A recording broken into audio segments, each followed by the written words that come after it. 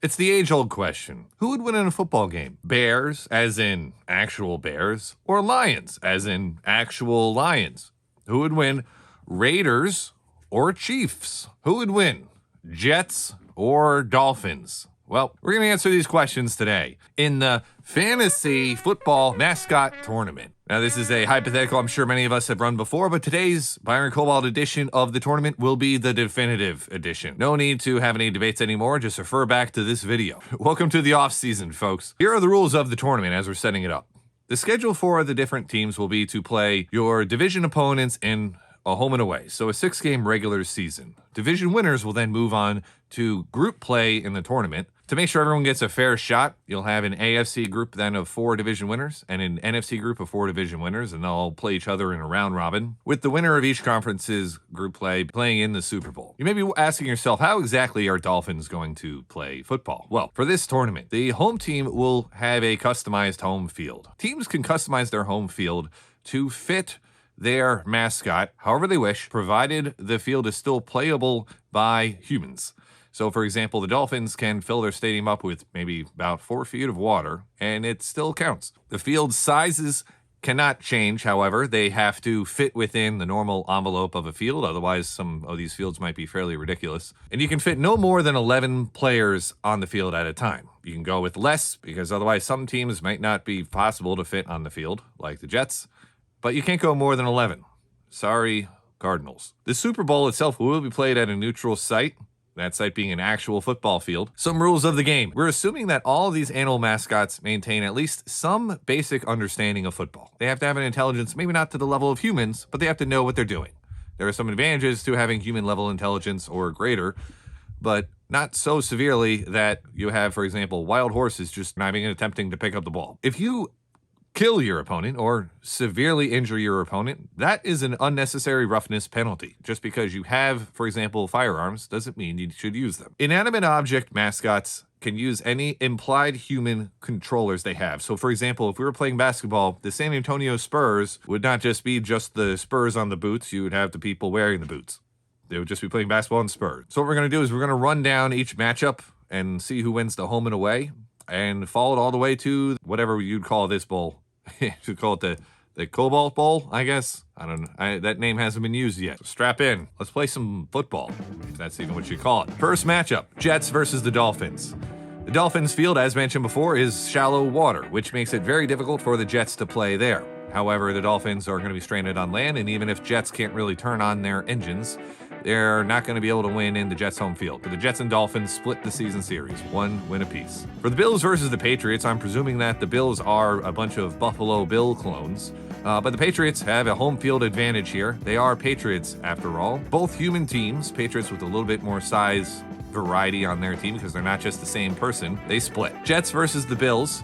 Now, as I mentioned before, sucking an opponent into your jet engine is a penalty, so the Jets need to avoid doing that. The Bills, being actual humans, then are able to play football a lot more effectively.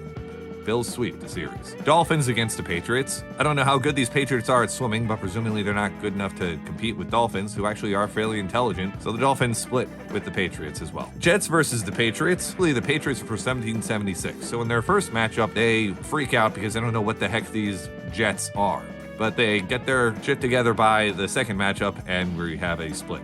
Doesn't really matter whose home field was which. Patriots just win the second time. And for the Bills versus the Dolphins, Buffalo Bill could ride horses, but I don't believe he'd be able to ride a dolphin that doesn't want to be ridden. Bills and Dolphins split. Over to the AFC North. Ravens versus the Browns. The Browns, we're presuming, are clones of Paul Brown because the team is named after Paul Brown. Because the Browns are humans and Ravens aren't especially big, the Browns sweep the Ravens. Bengals versus Steelers. Tigers are extremely athletic. The Bengal Tigers aren't necessarily the largest tigers, but a bunch of steelworkers are going to have trouble against them. Bengals sweep the series. Ravens against Bengals. Bengals that are intelligent enough to keep the Ravens from flying around with the ball are going to have a lot of success here. The Ravens' aviary is presumably going to have to be too close to the ground to maintain the rules of the tournament. Bengals sweep the series. Browns versus Steelers. As much as Paul Brown might know about football, the variety of players from a bunch of steel workers is going to give them an advantage that the Paul Browns cannot overcome. Steelers sweep the series. Ravens versus Steelers. The Steelers, being steel workers, likely have built some nice equipment for themselves and perhaps some tools that can help keep the Ravens out of the air without committing any penalties. Steelers sweep the series. And now Bengals versus Browns. Browns undoubtedly have a tactical advantage here as well, but they had a disadvantage against the Steelers. They're definitely going to have a disadvantage against athletic Bengal Tigers that can carry the football in their mouth. Bengals sweep the series. Moving down now to the AFC South. Texans versus Jaguars. Jaguars are not as large as the Tigers we're talking about with the Bengals, so the Texans, probably people that played football, aren't going to be dominated by these big cats. Texans and Jaguars split. Colts against the Titans. Colts are technically just young-ish male horses, I guess. Aged 2 to 5 horses, apparently. The Titans, however, are Greek gods. They can barely fit into the stadium. I don't know how you beat a Titan here. Titans sweep the Colts. I'm not sure how you beat the Titans. They seem to be early favorites. Texans against the Colts now. The Colts can presumably only really run the ball. They don't really have a way to throw it. But if you tackle them, they maybe are a little bit prone to knee injuries. Texans, being Texans, are going to make some attempts to actually tackle these Colts and actually may have some success throwing the ball on offense. Texans and Colts split. Jaguars against the Titans. As sneaky as Jaguars may be, they're not going to beat, effectively, the fathers of Greek gods. Really, just Greek gods themselves. Titans sweep the Jaguars. Of all the Texans, I don't believe any of them were Zeus. If there were a weakness for the Titans, it might be playing against Zeus, given the whole Kronos eating his son kind of a thing. Titans sweep the Texans and sweep the division. Colts, meanwhile, in the matchup against the Jaguars. Colts are much larger than Jaguars. Jaguars are probably unable to tackle the Colts without accidentally killing them, which would be a penalty. Jaguars get swept by the Colts. Now over to the AFC West. Definitely a different flavor of teams here. Chiefs against the Chargers. The Chiefs, presumably, rode horses as well, or the Chargers are horses. For those that don't know, Chargers are actually really just war horses. They're not, say, batteries. Chiefs sweep the series. Broncos against the Raiders. Broncos are wild or half-tamed horses. Apparently that's a thing, a half-tamed horse. While the Raiders are effectively pirates. The Raiders' home field is on a ship, which I don't believe the Broncos are going to perform well on. Broncos and Raiders split. Chiefs against the Broncos. Chiefs are effectively riding horses, while Broncos are the horses. Chiefs sweep the series. Chargers against the Raiders. Similar to the Broncos, these larger horses, being the Chargers, are still going to have some trouble on a ship. While in the Chargers' home field, the Raiders are not going to be able to take down these giant horses without illegal penalties. I'm assuming here that the Chargers are not human-ridden. I thought I might have seen a logo once that had a human riding a horse as a Charger logo, but most Charger logos actually did not have a human. So the Raiders do win in their home field. Chargers and Raiders split. Chiefs against the Raiders. If there's any way to get a horse to obey your commands on a ship, you'd want it with a human riding it, but Chiefs don't actually need to ride horses. Chiefs sweep the Raiders. Broncos versus Chargers now. Their home fields are likely to be very similar, although the Chargers, being larger horses that are bred for battle, are going to have a bit of an edge. Chargers sweep the Broncos. Now moving over to the NFC, starting with the Eagles and the Cowboys. There was an eagle in New Zealand called the Haast eagle that used to kill humans by dive bombing them. If there were any human that could survive that, maybe a cowboy is a pretty good option. Cowboys sweep the Eagle. Commanders against the Giants. The Commanders don't get to bring their armies with them. They only get 11 players on the field, so they really don't have any other shot against the Giants. Giants sweep the Commanders. Eagles against Commanders. In the Eagles' home field, they're going to have enough of an edge and roll out those Haas Eagles to deal with the Commanders, who are presumably very old members of the military. Eagles and Commanders split. How big are the Giants exactly? I don't know. They could be 10-foot giants. They could be 100-foot giants. Assuming that there are 10-foot giants, like in maybe Game of Thrones-sized giants, and where you can fit 11 on the field, give them a major edge over the Cowboys just because of their size. Giants sweep the Cowboys. Eagles against the Giants. The Giants are actually going to be effectively well-positioned to keep the Eagles out of the air as well. Eagles are actually big enough birds that they could probably carry a football around no problem, and they could avoid getting tackled pretty well against some opponents. Giants aren't one of them. Giants sweep the Eagles. Commanders against the Cowboys now. While the Cowboys are undoubtedly more athletic, the Commanders actually do understand tactics and have an idea of what football is because it has been invented when they exist. Cowboys and Commanders split. NFC North now. Packers against the Lions. The Chiefs will induce a few unnecessary roughness penalties, but the Lions are just athletic superiors to the Packers. Lions sweep the Packers. Bears against Vikings. If any human could beat the Bears, it might be the Vikings, but they go to Valhalla because the Bears sweep the Vikings. Packers against the Bears. The Bears, again, are maybe a little bit vulnerable to cheese distractions, but polar bears, being one of the bear options, probably aren't because they're used to eating just red meat.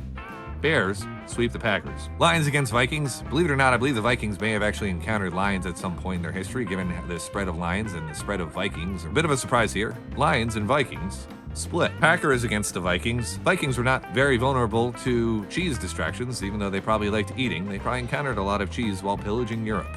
Vikings sweep the Packers. Bears against Lions now. If we're talking about football field, Bears probably have an advantage on their own, I guess, tundra type of habitat, and the Lions will have an advantage in a savanna. I'm just going to call this one a split. This one's a really difficult one to pick. AFC South now. The Panthers, which are really just leopards and jaguars, going to sweep the Falcons because the Falcons are smaller birds than eagles and probably have trouble carrying the football. Buccaneers, who are very similar to the Raiders, against the Saints. Divine intervention would have to be available on demand for the Saints to have a chance here, and that's not really what we have seen with most Saints in the past. Buccaneers sweep the Saints. Panthers against the Buccaneers. Bucs have their ship as a home field just like the Raiders do, which is going to make it difficult for the Panthers. Panthers and Buccaneers split. Falcons and Saints. Technically, you don't become a Saint until you're dead, right? Like, you have to be dead for 5 years. Falcons sweep the Saints. Panthers versus Saints. I was looking this up. The Saints are actually named largely after the song The Saints Come Marching In, which harkens back to the apocalyptic tone of the book of Revelation. Make this matchup seem a little bit different, but I don't think Panthers care about that. Panthers sweep the Saints. Buccaneers against the Falcons. A mid-game mutiny was not enough. Falcons steal at least one victory. Buccaneers and Falcons split. Now over to the NFC West. Rams against the Cardinals. The Rams are going to have trouble handling a football here. They don't have as large of a mouth as, say, Bears do. But the Cardinals only get 11 birds.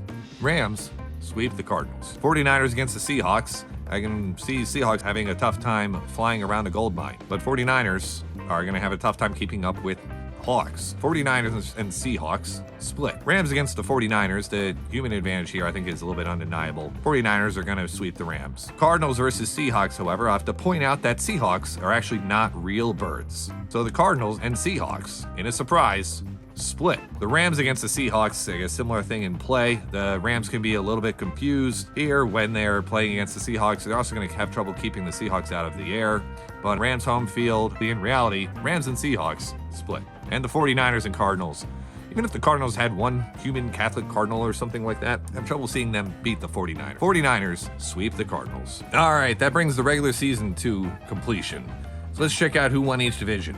In the AFC East, the Bills win. Their clones of Buffalo Bills win at 4-2, so they move on to group play. AFC North, the Bengals sweep. They're one of the contenders, clearly. AFC South, the Titans move on. And in the AFC West, the Chiefs are 6-0. Over in the NFC, we had the Giants go 6-0 against their NFC East opponents. The NFC North, the Bears barely eke out the Lions because the Vikings were able to beat the Lions. NFC South, the Panthers beat out the Buccaneers with 5 wins. And the NFC West, the 49ers, believe it or not, at 5-1, make the group play playoffs. So as I mentioned before, playoffs are going to work as group play where the 4 AFC teams are each going to play each other in a round robin, and the NFC teams that will as well. Same setup as before. A home and home between each team. Starting with the AFC. Bills against the Bengals. As well coordinated as a bunch of clones of Buffalo Bill may be, shooting the Bengals would resort in some unnecessary roughness penalties. So the Bengals get the edge and sweep the Bills. Titans against the Chiefs. Wonder how the Chiefs would react to the Titans as being the first human opponents of the Titans. Well, that's not really true. I guess Texans count as humans. Nonetheless, Titans sweep the Chiefs. Bills against Titans. Maybe the shooting isn't a penalty against the Titans because they're Titans and they don't really care. Titans sweep the Bills. Bengals against the Chiefs. You know, the Chiefs may be able to get an edge on the Bengals here in the passing game if they could actually use their bows to, I don't know, how far can a football, like some of those bow and arrows can really shoot far. How far can they throw a football with that thing? Chiefs and Bengals split. Bills against the Chiefs being much more organized than the clones of Buffalo Bill. So the Chiefs sweep the Bills. And Titans against Bengals. The Seahawks would have done better against the Titans, who are battling in a mythical arena from time to time, but the Bengals can't quite measure up to the Titans here. Titans beat the Bengals 2-0. Now the NFC. Giants against the Panthers. Panthers, again, aren't one of the largest cats. They're not as big as the Bengals. Don't really have a shot against the Giants, who sweep them 2-0. Bears against the 49ers. Honestly, 49ers probably saw the Bears on the Oregon Trail, but they probably had muskets or whatever they used to hunt bears at the time. I know when I played Oregon Trail, I would occasionally shoot bears, even though they weren't as much meat as the bison were. But because that would be unnecessary roughness in this case, and likely some ejections, the Bears sweep the 49ers. Giants against the Bears. This one actually can be kind of close because the Bears can be quite large, and the Giants, we agreed before, were Game of Thrones sized giants at about 10 feet tall or so. Human advantage means the Giants are definitely going to win at home, but in the Bears' home field, home tundra, their speed is going to come into play. Bears and Giants split. Panthers against 49ers. I just can't get the image out of my head of the 49ers being some old guys with a screen on the riverside. Even though they're humans, the Panthers sweep the 49ers. Giants against the 49ers. Perhaps the 49ers also saw Bigfoot on the Oregon Trail. Even with that level of familiarity, the Giants are going to sweep the 49ers. And the Bears and Panthers. Bears are fast enough where they just have too much of an advantage here. Maybe the Panthers are frisky at home. frisky cats. But the Bears sweep the Panthers. So to recap the playoffs, for the AFC, the Titans easily win. At 6-0, they move on to the fantasy mascot Super Bowl. Meanwhile, in the NFC, it's a bit closer. Giants and Bears, both 5-1. Giants get the edge because they had a better point differential against the Bears because they actually could throw the ball and they ran up to score a little bit at home. So we have the Titans against the Giants. But on the eve of the game, remember I said before, the championship game, the fantasy mascot Super Bowl is taking place at a neutral field. Titans have some trouble as they don't really live in reality. So when they have trouble showing up to the game, the Giants have no one to play. With thousands of screaming fans, the AFC has no choice but to bring in the tied for second place teams, which are the Bengals and the Chiefs. Both at 3-3, they couldn't sort out who actually won, so they brought both of them in. The Bengals and Chiefs worked together to create a combination team built of both Bengals and Chiefs to play against the Giants. The Giants, though, the commissioner of the fantasy mascot Football League comes in because the Bengals and Chiefs get to combine teams. The Giants can now combine teams with the Bears. So we effectively have a battle royale between the Bengal Chiefs and the Giant Bears. So you have the Giants will have offensive linemen, presumably that are Giants, running backs that are Bears, linebackers that are Bears. Nose tackle, it's a Giant. While the Chiefs, when they're riding horses from the quarterback position, slinging footballs with their bow and arrows, while the Bengals playing cornerback, almost impossible to complete a pass against. Who wins? The Giants and Bears stuff the ball down the Chiefs and Bengals' collective throats with an unstoppable rushing attack. Just pound them into the ground and win the first ever mascot championship and inspire the league to run back in season 2 with combined teams for all divisions. So your winners are, technically speaking, the Giants, but really the Giants with the Bears assisting. Hope you enjoyed this tournament today. If you did, I can't promise I'm going to do videos like this every week, but please like and subscribe to get something similar, perhaps at some point in the future. We'll go back to more regular fantasy football when we get closer to the season. So see you next time.